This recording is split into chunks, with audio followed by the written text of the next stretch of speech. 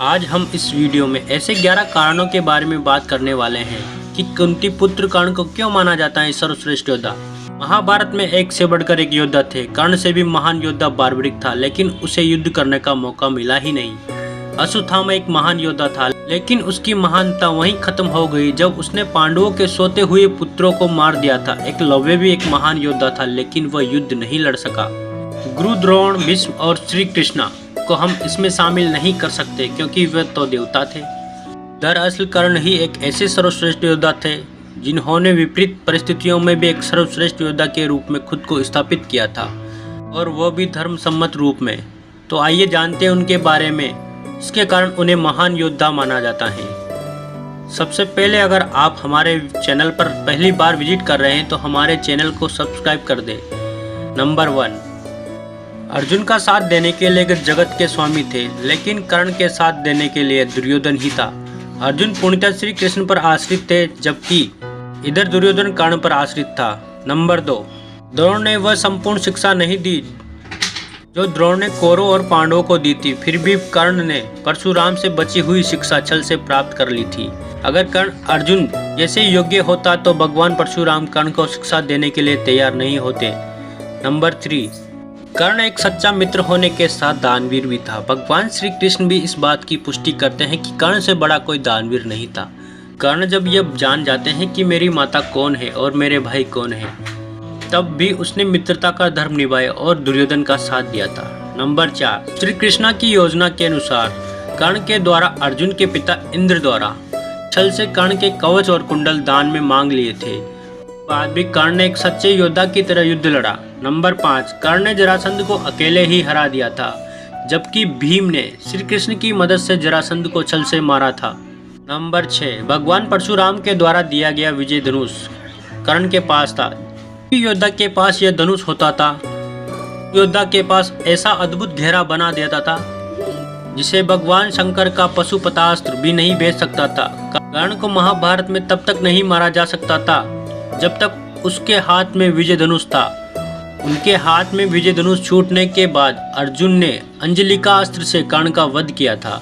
Number 7, कर्ण ने कुंती माता को वचन दिया था, जब आपके 5 ही पांडव जीवित रहेंगे, उन्होंने अर्जुन को छोड़कर बाकी सभी पुत्रों को जीवित रखेंगे, इस बात का वचन दिया था। मगर महाभारत युद्ध के समय कई बार ऐसे मौके भी आए जब कर्ण के सामने भीम, युधिष्ठिर, नकुल, सहदेव के साथ युद्ध हुआ, लेकिन वह चाहते तो उन्हें उसी समय मार देते, परंतु उन्होंने ऐसा नहीं किया, क्योंकि एक योद्धा के द्वारा दिया गया वचन ही सर्वश्रेष्ठ होता है। नंबर 8, जिस द्रुपद को कौरव और पांडु 105 मिलकर जीत नहीं पाए, उसे कर्ण ने दिग्विजय के दौरान अकेला ही हरा दिया था। प्राग ज्योतिष का राजा बगदा, जिसे राजस्व यज्ञ के द्वारा अर्जुन भी नहीं हरा पाए थे, उसे भी कर्ण ने हराया था। बात करते हैं नंबर 9, अश्वसेन बाण का दोबारा संघान न करना। यह भी एक सर्वश्रेष्ठता का प्रमाण है। अश्वसेन एक नाग था जो कर्ण के एक बाण पे चढ़ गया था, जिसने कहा था कि तुम मेरा संधान करो। वह पहुंचकर अर्जुन को डसकर अपना बदला पूरा करेगा। अर्जुन ने खांडव वन में आग लगा दी थी, जिससे उसका परिवार जलकर राख हो गया था, लेकिन कर्ण ने अश्वसेन को मना कर दिया था। नंबर 10, जब श्री कृष्ण ने कर्ण को बताया कि तुम पांडवों के सबसे बड़े भाई हो, तो कर्ण ने कहा कि कर्ण, पांडवों को मेरी मृत्यु तक ये मत बताना कि मैं उनका बड़ा भाई हूँ, वरना वे युद्ध को नहीं लड़ेंगे और उनकी लड़ाई मेरी लड़ाई के प्रति कमजोर पड़ जाएगी। कर्ण की ये बात सिद्ध करते हैं कि कर्ण पांडवों के किसी भी षड्यंत्र में शामिल नहीं थे। नंबर 11, महाभारत के एक प्रसंग अनुसार मिलता है कि कर्ण के बाणों के प्रहार से अर्जुन का रथ कुछ इंच पीछे चला जाता है, तब भी कृष्ण उनकी प्रशंसा करते हैं।